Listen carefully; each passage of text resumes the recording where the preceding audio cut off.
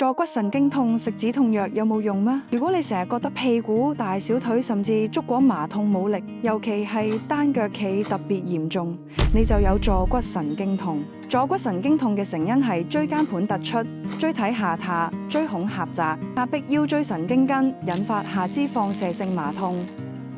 呢個情況，服食止痛藥只係暫時緩解疼痛，但解決唔到根源問題。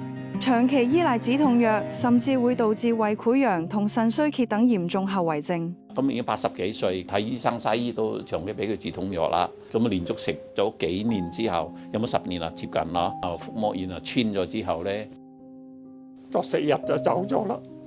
咁一般醫生都係覺得，坐骨神經痛啊，食啲藥啦，咁又打發我哋走。靠食消炎止痛藥，一唔食就唔行得咯。我覺得好似冇嘢幫到，只係喺度食止痛藥。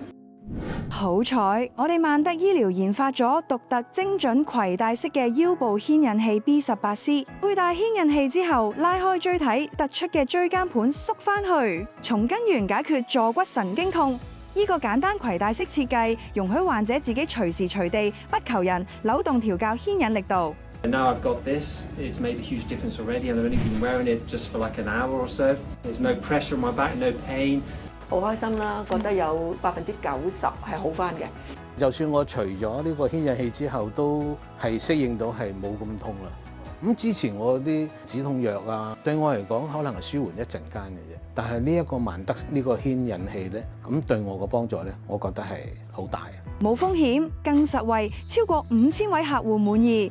我哋嘅免費試帶服務已經開始接受報名，如果你有興趣，快啲透過以下連結報名啦！